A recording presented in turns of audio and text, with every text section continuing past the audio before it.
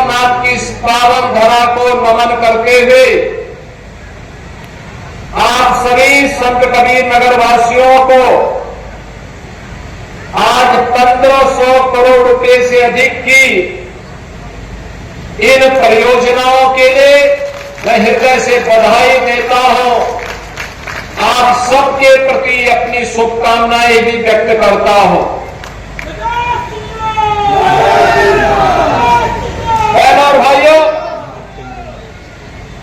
आज हमारा देश बदल चुका है।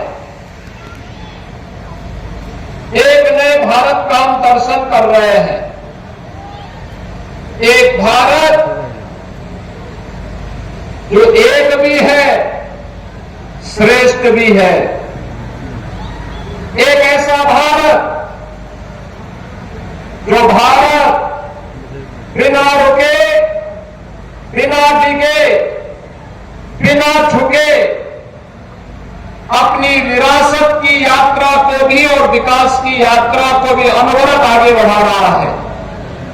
भारत की इस अनवरत चलने वाली यात्रा के कारण ही देश के यशस्वी प्रधानमंत्री श्री नरेंद्र मोदी जी ने भारत के सामने एक लक्ष्य तय किया है। 2047 में भारत को दुनिया की सबसे बड़ी ताकत के रूप में स्थापित करना है और भारत इस विजन के अनुरूप अपने आप को स्थापित तब कर पाएगा। बहनों और भाइयों, जब 140 करोड़ का भारतवासी एक स्वर मिला करके विकास के लिए अपने अपने क्षेत्र में ईमानदारी पूर्वक प्रयास करेगा, सामूहिक ताकत का एहसास जब होता है तब परिणाम आता है और उसी परिणाम को लाने के लिए जमीनी स्तर पर उतर करके हमारे जनप्रतिनिधि कार्य कर रहे हैं। इसी के लिए भारत के अंदर लोकतांत्रिक व्यवस्था के अंदर ग्राम पंचायतें, क्षेत्र पंचायतें, जिला पंचायतें, नगर निकाय, विधायक, सांसद, ये सभी लोग इसी व्यवस्था के साथ जुड़ करके प्रशासन के साथ तालमेल बिठा करके विकास की योजनाओं को आगे बढ़ाने का कार्य कर रहे हैं।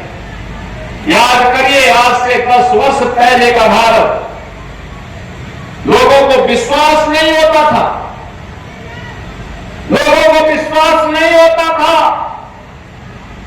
कि भारत भी अपने इस गौरव के साथ सीना तान करके खड़ा हो पाएगा। लोगों को विश्वास नहीं हो पाता था कि हम भी वर्ल्ड क्लास इंफ्रास्ट्रक्चर के रूप में हमारे पास हाईवे होंगे, एक्सप्रेसवे होंगे।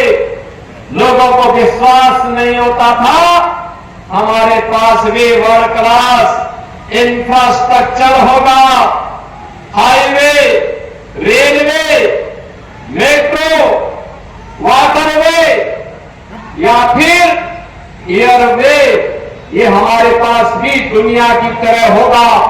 एक कल्पना थी, लेकिन आज इसका साकार रूप हम सबको देखने को मिल रहा है, सबको मिल रहा है। आज आपको पूर्वांचल एक्सप्रेसवे का, लिंक एक्सप्रेसवे अंबेडकर नगर को, संत कबीर नगर को, गोरखपुर को जोड़ते हुए आप उसकी बेहतरीन कनेक्टिविटी दे रहा है।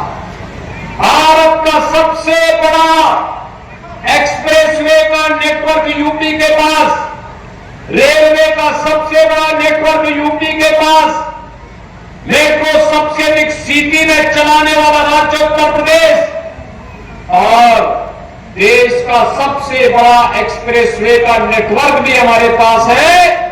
तो देश का पहला वाटरवे और देश का पहली रैपिड रेल भी उत्तर प्रदेश के द्वारा संचालित हो रही है। बहनों और भाइयों, ये प्रयास करने से होता है।